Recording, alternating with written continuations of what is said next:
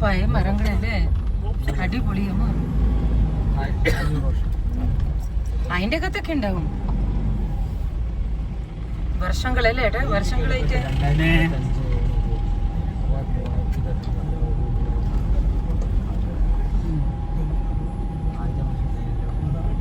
അത് നമ്മുടെ പാലക്കാട് വലിയ ദൂരൊന്നും ഇല്ല അല്ലേ, അരമണിക്കൂറോ?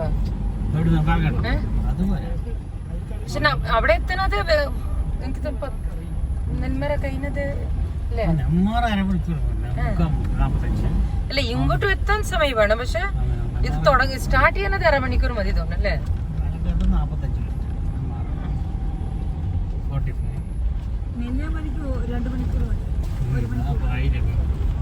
അതെ.